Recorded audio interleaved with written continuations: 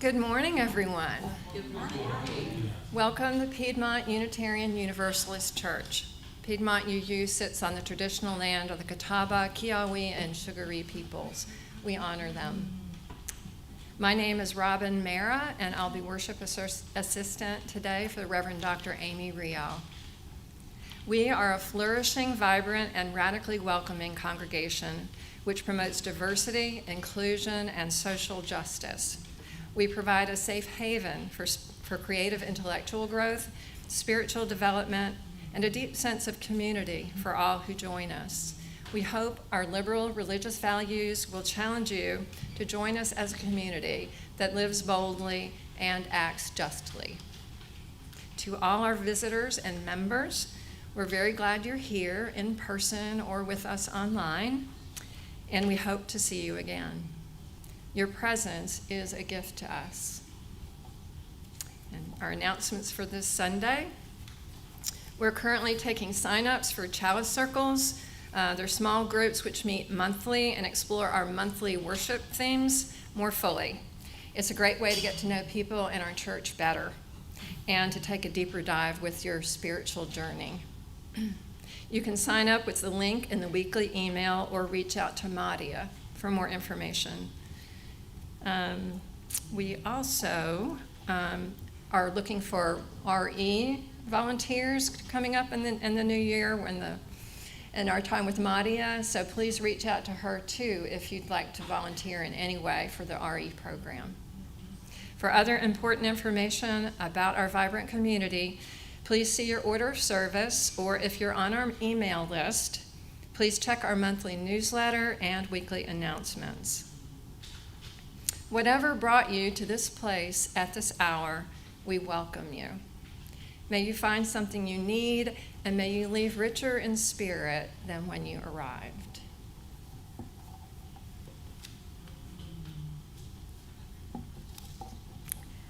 Fire needs air to survive.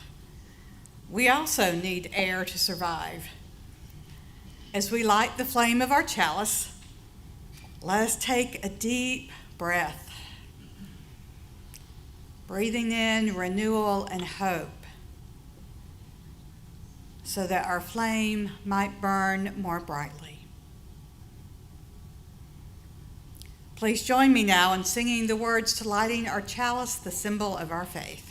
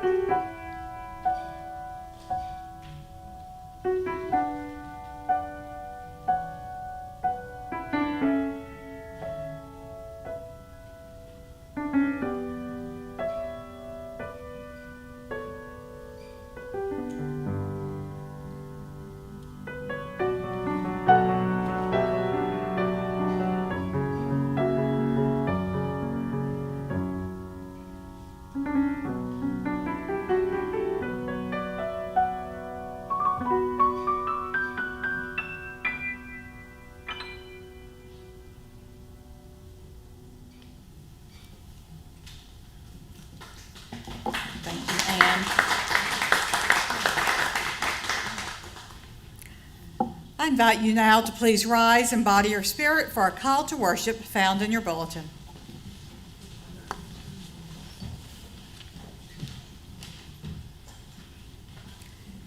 Be it real or metaphor, whatever is in your backpack or briefcase or your purse that you've brought into the sanctuary that is weighing you down, leave it behind.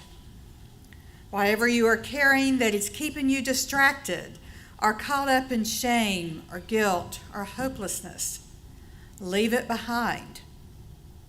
If you need it, it will be there when we're done. But for this hour, just let it go. Come into this place with open hearts. Come into this place with a soul that has remembered how to be tender again.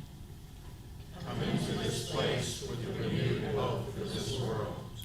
Come into this place ready to build a world where we've always been worthy of and have always dreamed of.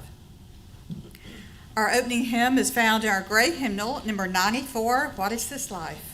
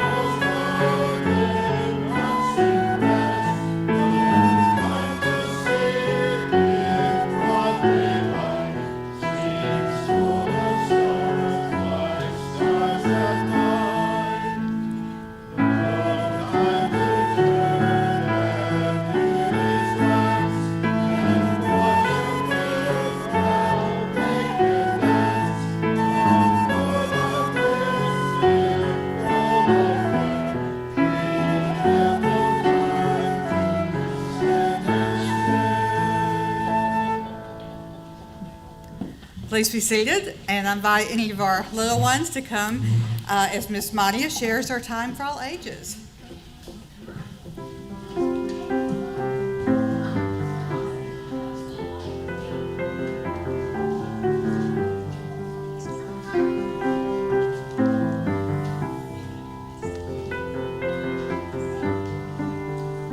Good morning, everyone. Today I have a special book titled Taco Falls Apart by Brenda S. Miles, illustrated by Monica Filipina.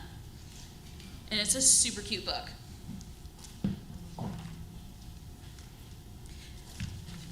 Meet Taco. Everyone expects so much from him. He must stand tall, he must be open, he must stay strong. But one day, Taco hits his breaking point. The world wants too much from me, he cries. Taco cracks, tips over, and falls apart. Oh no, what's wrong? What's happening?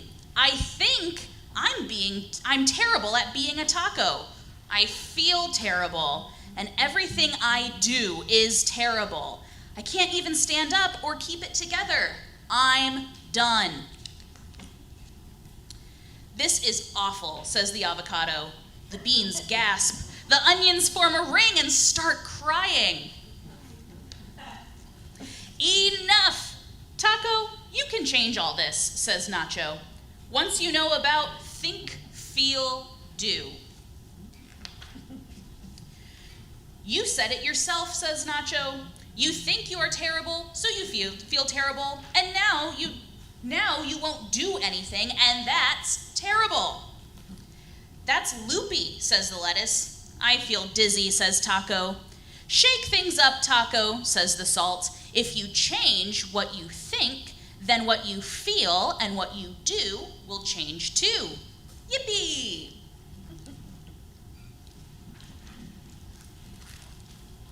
But how? Asked Taco. Think about what makes you terrific, says Nacho, and you'll feel better. We think about being crisp instead of wilty, says the lettuce. I'm sour, says sour cream, but I add terrific flavor. We make farts, say the beans, but we are good for the heart. Your turn, Taco, says the cheese. Turn terrible to terrific. Harley, can you take a seat? Thank you.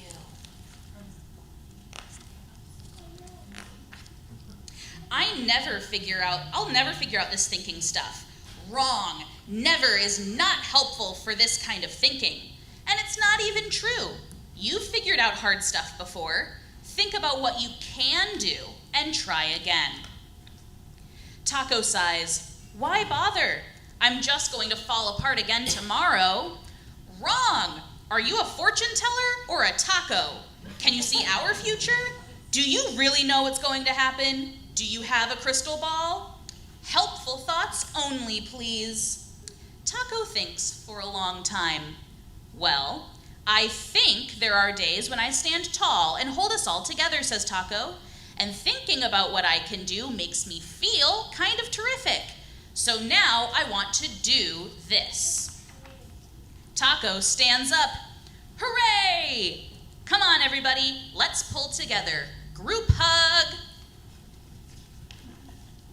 Now Taco thinks a lot about his thoughts. Some days he falls apart, some days his shell cracks, but when Taco thinks about what he can do, he feels strong and stands tall, and life all around seems super terrific.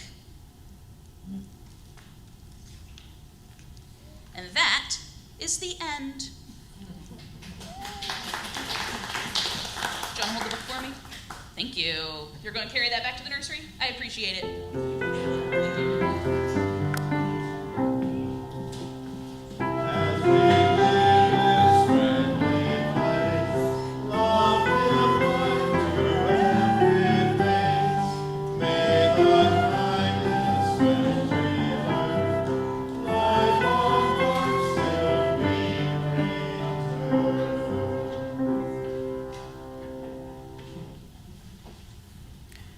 I want some tacos for lunch, and I don't know about y'all. Just so good to think of some of these simple things about how they fall apart, and we just need some time sometimes just to have a little rest and renewal and get back together. So we are entering now our time of ritual and sacred sharing. We share joys and sorrows and concerns and milestones. This week, we light a candle for Carl. He had shoulder replacement surgery on Friday. It went very well. He was home Friday afternoon. You know, they don't like to keep people in hospitals, right? But in good spirits, and certainly has a path to recovery, as many of us know, with that kind of surgery, but in good spirits. We light a candle in celebration of Pride this weekend in Charlotte. I know some of our members are over there right now with our booth, and I look forward to going to be in our booth this afternoon, and really appreciate everyone who's helped make that possible too.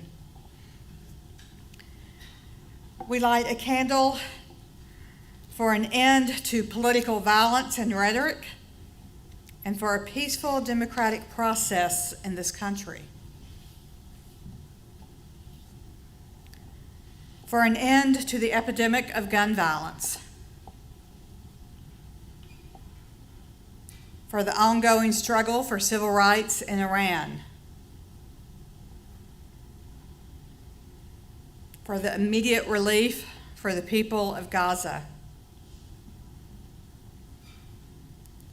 for all areas of violence around this world, especially Haiti, the Sudan, the Middle East, and the war in Ukraine.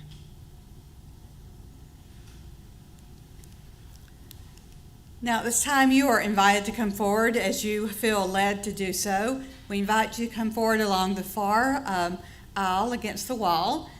We have our prayer card against our prayer rack against the wall.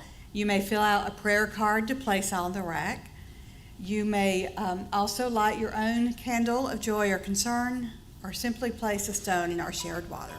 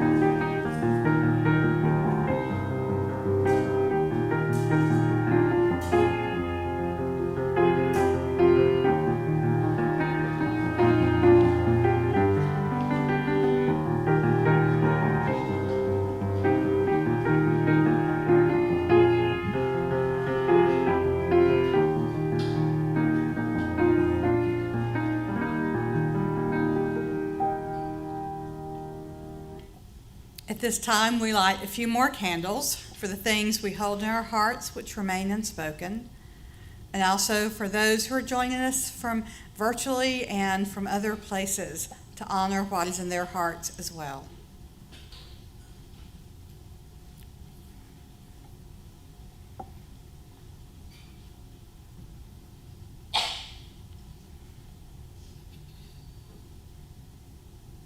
We will now enter into a time for quiet rest, meditation, or prayer.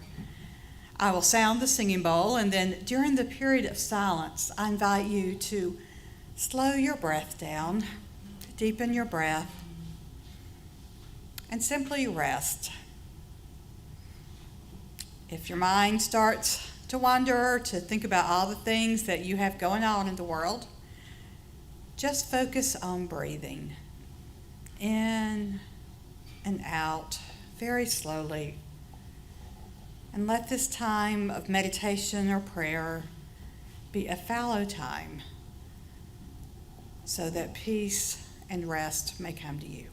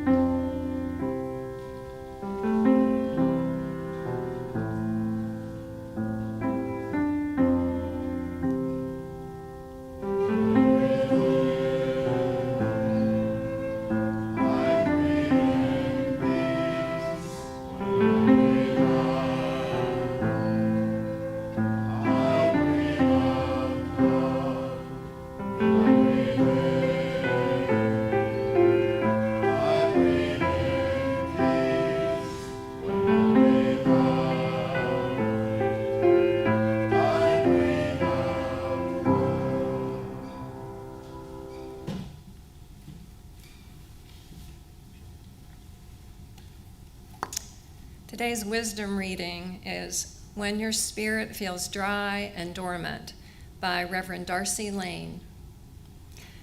A few years ago, a friend gave me an amaryllis bulb. Who knows how long it had sat in a box on a warehouse shelf before I put it in my window and watered it. Nothing happened. This poor thing went literally months without growing. A fingernail of green kept me hopeful, so I continued to care for it. Then, all of a sudden, with no change in the care I was giving, it began rapidly growing what seemed like inches a day.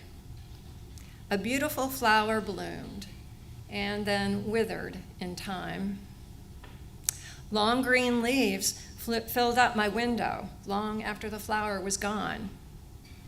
The following winter, I waited obediently for it to die back and flower again, but it never did. The lush greens enjoyed the sunny window, but it never flowered that year. Without a dormant period, the plant never flowers. I took it outside over the summer and waited, as fall came, for it to die back. The days got shorter and colder, some nights near freezing, but still no change. Finally, the first hard frost came, and I put it in the basement to force a dormant period. It was sad when I went down there to get the snow shovels to see the green leaves looking wilty and desiccated until it died back to a brown husk. Finally, the alarm I had set on my calendar chimed, and I was free to bring it back inside. It looked really dry and brown. A week went by. No change. Had I killed it? Finally, after 10 days, that fingernail of green peeked up like hope. The story of the amaryllis not only reminds us that renewal is possible, but that renewal is part of a cycle. Dormancy is not a disorder. Periods where we don't grow, don't flower, are inevitable parts of life, are necessary parts of life, as we rest and preserve our resources for the turning of the season. If you feel dry and withered right now, that doesn't mean you're doing it wrong. It just means you're in a dry patch. It doesn't always feel good to be dry, to be dormant, especially when we can't see even a sliver of green to assure us that renewal is possible. But life promises that no matter how old we get, no matter how dried up and withered we feel, something new is always possible. That's the nature of life. Life finds a way.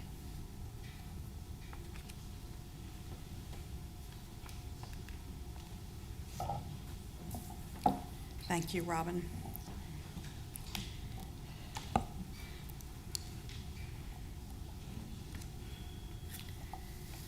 Now, a report was published in early 2023 from the International Labor Organization, which is an agency of the United Nations. It was about the number of hours that the average worker works in a country. Now, it will not surprise us, I'm sure, to know that most Americans work far more hours than our European and Australian counterparts. Americans average total hours which were between 6 and 10 weeks more than other countries in the study. And what would not be a surprise to some of you here, working remotely did not decrease the hours worked. Now, the research is also clear that working longer hours negatively impacts physical health. Has a negative impact on our physical health, which is definitely an issue in our country. The physical health of our people in this society, for a number of factors, is not where it should be for a country this wealthy. Now, the thing about a society built on capitalism, working long hours is seen as a virtue. Now, there's starting to be some pushback from younger generations, millennials and Gen Z, but Americans have been taught and had it ingrained in culture that we are supposed to work hard and long hours, and if we do, we will reap the rewards. I think it's my generation, Gen X, that we started to see, well, that's not really been the case for many of us, right? We're talking about this kind of foundational element in our society called the Puritan work ethic. Now, a little over 10 years ago, a book was published which became a bestseller. It's called Lean by Sheryl Sandberg. You all read that? I think a few people, you might have heard of it if you haven't read it. It explored how the author, who was white, female, highly educated, how she had worked very long hours to attain workplace success. Right? Sandberg's husband cared for their children, and she relayed personal stories about the long hours that she worked to get ahead. I especially remember how she would go into work early, be in her office very long hours, would come home, have dinner, say goodnight to her children, and then get back on her computer working again. And she said that if women lean in, work these long hours, they're going to have success. At least success is defined in our country. Now, in 2013, when this book came out, I was the chaplain at a women's college. And so you can imagine the book was read by significant numbers at the school. And so I read it. And as we were having small group discussions about the book and sitting at faculty table in the cafeteria with people, I said I really had some concerns about the book. One, it was definitely a book for privileged white women. She had a lot of privilege that enabled her to work these long hours and for good money. But secondly, it was antithetical to the work that I was doing as a college chaplain in trying to encourage spiritual well-being.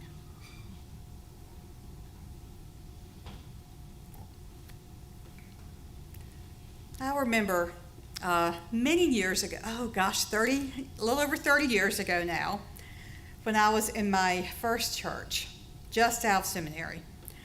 And I was working very long hours in a very challenging church situation. And I thought, if I just work hard enough, things are going to change here. Well, I learned that was not the case. So that's a totally different story. But my supervisor was the bishop's assistant in that area, district superintendent. Some of you know what that means. And Fred was this wonderful man in his 50s who grew up Quaker and just had this amazing mindset. And he always took time to help mentor me. There were so few clergy women, especially young, in that half of the state at that time. Just about 25 of us. So while I was at this first church, just really struggling, working long hours, I became pregnant with my first child. And Fred gave me this advice. He said, Amy, as I look back on my life, I only really have one regret. My wife did most of the child rearing. I was too busy working and working on many things that just did not really matter that much. And we continued talking, and he encouraged me to take care of myself spiritually and physically, and to enjoy every moment with my son when he came along. He said that would be far more important than an additional hour of sermon preparation or some other form of work. Fred encouraged me to lean in to what was really important in life. My spiritual health, well-being, overall well-being. Now, I'm certain that many of us are aware that health and well-being are all interconnected. And some of you may have even seen a wellness wheel. It lists various acts of well-being, all on a wheel together. Things like spiritual, vocational, social, mental, financial. We can't have wellness in one or two areas and ignore the others, because that leaves us out of balance and we're not caring for our whole selves.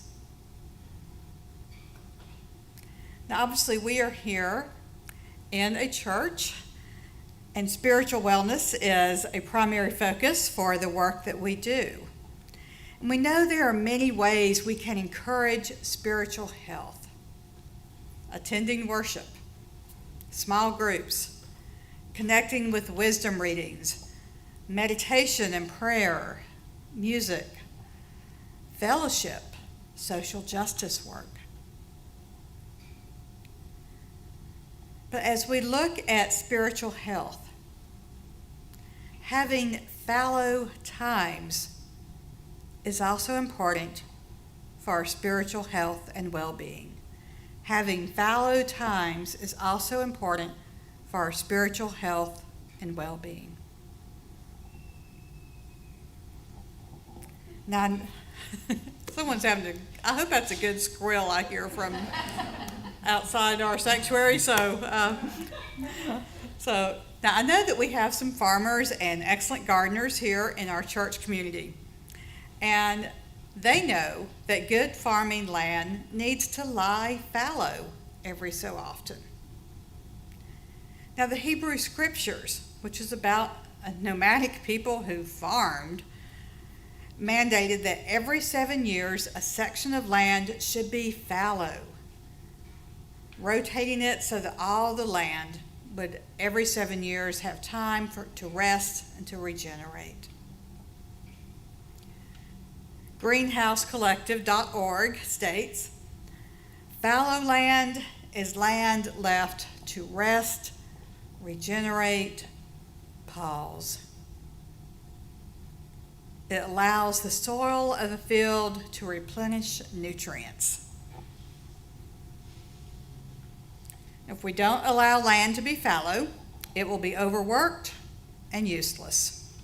Nutrients dry up and nothing can grow on it. Of course, we all know it's the same for us.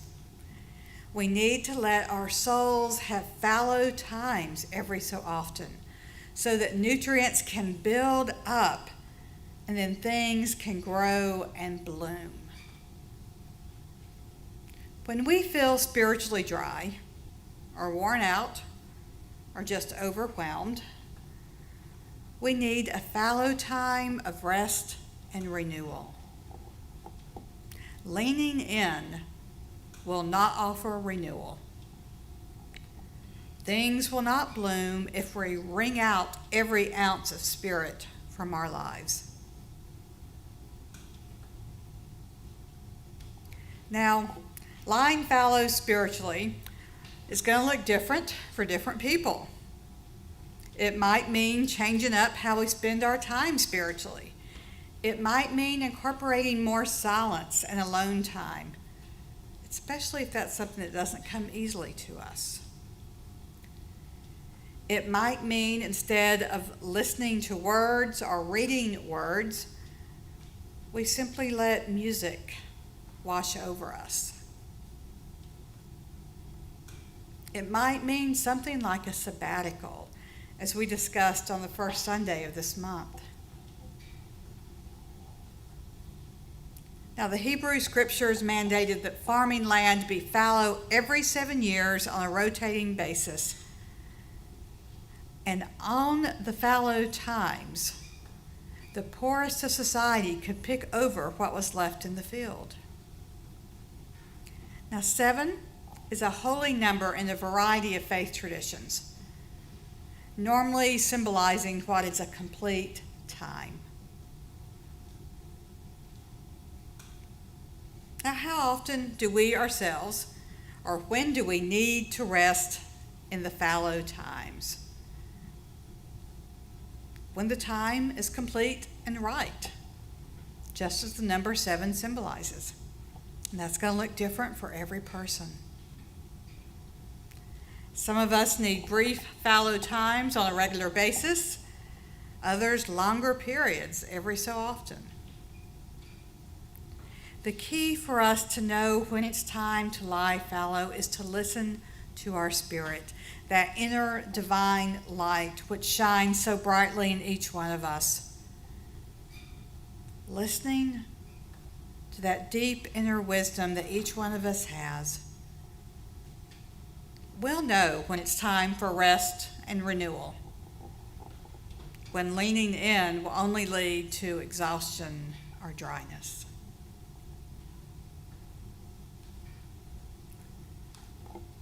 When we allow fallow times to take precedence when they are needed, the blooms that come afterwards will be unlike anything we could ever imagine. So today, let us give thanks for the fallow times, and let us be open to when our spirits need to lie fallow. May it be so. Blessed be. Amen.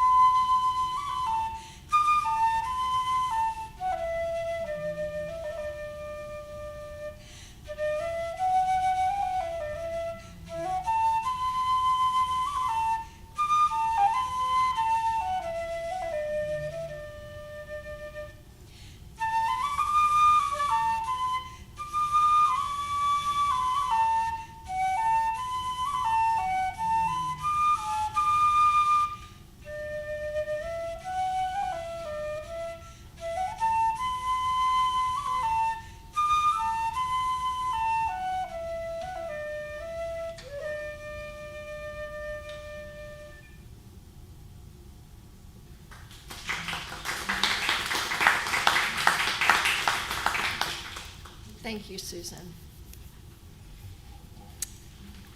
Let there be an offering to sustain and strengthen this place, which is sacred to so many of us, a community of memory and of hope, for we are now the keepers of the dream.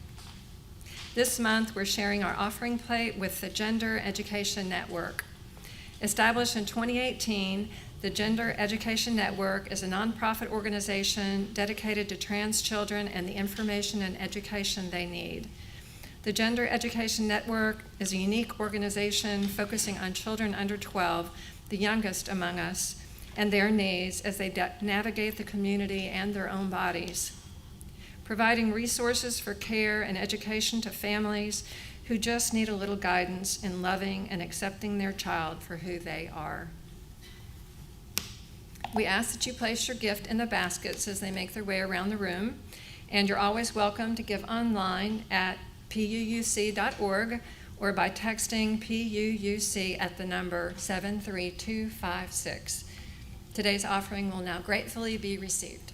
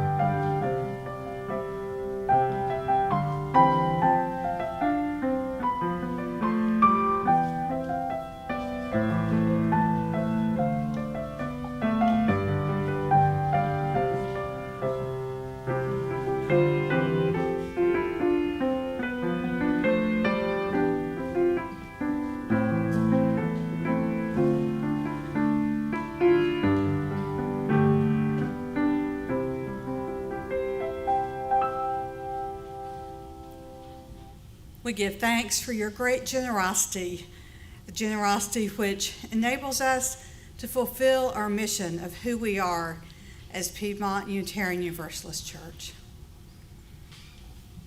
I invite you now to please rise and body your spirit for our closing hymn found in your great hymnal, number 352, Find a Stillness.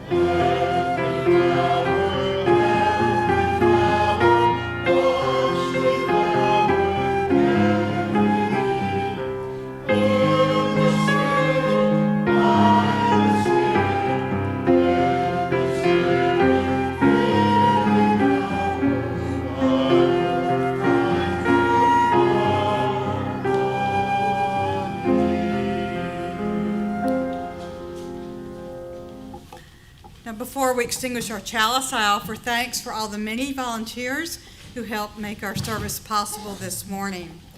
We also ask before you leave today if you'll take your hymnals and place them on the cart near the piano. That's always a big help. Now let us do as we do each Sunday. Take a few moments to give thanks for the things for which we are grateful today, either in our hearts or verbally for others to hear. Good friends. Teachers, absolutely. Bus drivers. Yes. Cafeteria workers. A lot of those unsung heroes in our schools. Yes. The health of my family. With your family. The health of my family. The health of your family. Yes. Jeff and Linda Blum's wedding anniversary this past week, 53 years they would have been married, and Linda's spirit lives on. All right. Jeff and Linda's wedding anniversary, 53rd this past week, and that Linda's spirit is still with all of us in so many ways, and we're so grateful for that. Grateful for you too, Jeff. Our beautiful music today. Beautiful music, always, yes. Susan and Ann, yes.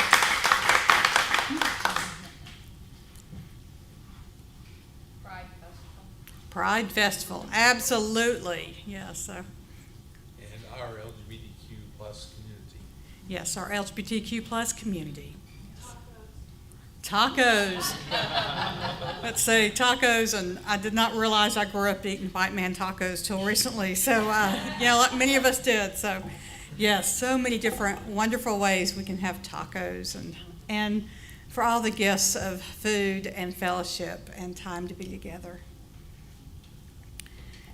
So, we give thanks for all of these things, and now receive this blessing.